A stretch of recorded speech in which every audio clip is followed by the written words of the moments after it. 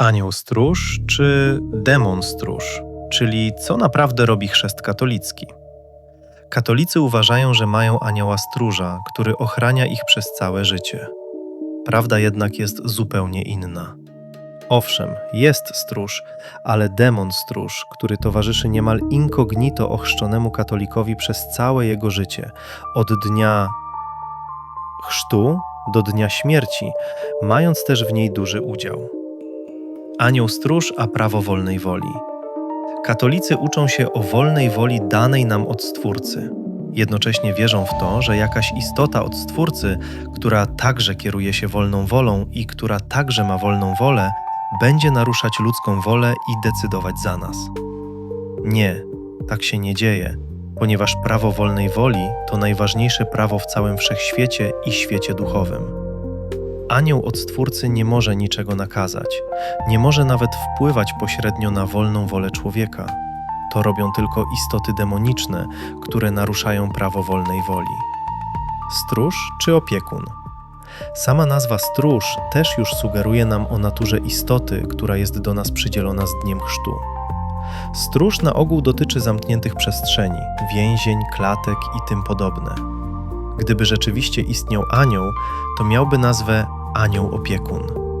Ludzie jednak mają demona stróża przez całe swoje życie, które jest ściśle kontrolowane z naruszeniem prawa wolnej woli. Co robi demon stróż i jakie szkody wyrządza ludziom? Demon stróż pojawia się wraz z chrztem katolickim, prawosławnym, ukośnik protestanckim i w judaizmie podczas obrzezania. I jest to pisemny kontrakt, jaki zawiązują rodzice w imieniu dziecka. Kontrakt ten trwa całe życie, chyba że zostanie on rozwiązany, także na piśmie. Jest tylko jeden, jedyny sposób na rozwiązanie tego kontraktu, ale sposób ten podam pod koniec tego postu. Demon stróż ma 3 główne zadania. Blokować strumień energii. Blokady te mogą wynosić w granicach od 50 do 80% energii, co oznacza, że w przypadku 80% blokady do danej osoby dociera tylko 1/5 energii, która jest wysyłana przez Stwórcę. Sterować życiem na ścieżki, które są dla danej duszy niekorzystne. Stąd nazwa stróż, ponieważ demon od chrztu blokuje niemal wszystko, co pozytywne w życiu danej osoby mogłoby się wydarzyć.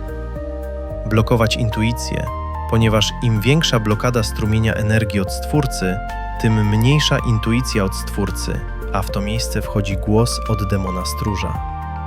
Jakie są efekty blokad nakładanych przez demona stróża od chrztu? To, jak działają blokady nakładane na ludzi, można porównać między płciami, kobietami i mężczyznami. Jeśli kiedykolwiek zastanawiałeś się, dlaczego mężczyźni w więzieniach, którzy są katolikami, trafili tam i to pomimo posiadania anioła stróża, to wiedz, że właśnie dlatego tam trafili na ogół, ponieważ właśnie tak byli prowadzeni przez demona stróża od kontraktu od chrztu. Mężczyźni są doskonałym narzędziem do blokowania właśnie przez demona stróża i do jego prowadzenia. Mówi się, że kobiety mają lepszą intuicję i na ogół jest to prawda, ponieważ intuicja jest powiązana z energią, która dopływa do nas. Im więcej energii dopływa do kobiet, tym większą mają intuicję. Wypadanie włosów, mniejsze oczy, bardziej zmęczona i ponura twarz. Kiedy dana osoba jest mocno odcinana od energii, to jej twarz zmienia się. Bez energii twarz staje się opuchnięta, oczy wydają się mniejsze, ponieważ mięśnie okalające oczy nie mają siły trzymać powieki dostatecznie rozwarte. Twarz staje się negatywna i ponura. Pojawiają się problemy z głową, np. utrata włosów, problemy z oczami, zębami, wczesne siwienie włosów. Wszystko ma związek z brakiem dostatecznej ilości energii. Dowolna regulacja strumienia energii docierającego do osoby. Demon stróż od chrztu może także dowolnie regulować strumieniem energii źródła, która dopływać ma do danej osoby i robi to cały czas w różnych okolicznościach. Na przykład może zwiększyć dopływ energii do osoby, by kogoś z kimś skojarzyć. Wtedy dana osoba będzie kojarzyć czyjąś obecność z dobrym samopoczuciem. Choroby dzieci. Depresja, nowotwory mózgu, choroby oczu. Wiele chorób dzieci związanych z głową, np. nowotwory mózgu u kilkuletnich dzieci, mają bezpośredni związek z chrztem. Wszystko za sprawą braku energii, która nie dociera do głowy dziecka. Jak zerwać kontrakt z demonem stróżem? Jest tylko jeden sposób, by zerwać kontrakt z demonem stróżem od chrztu katolickiego. To jest apostazja, ponieważ robisz to także na piśmie.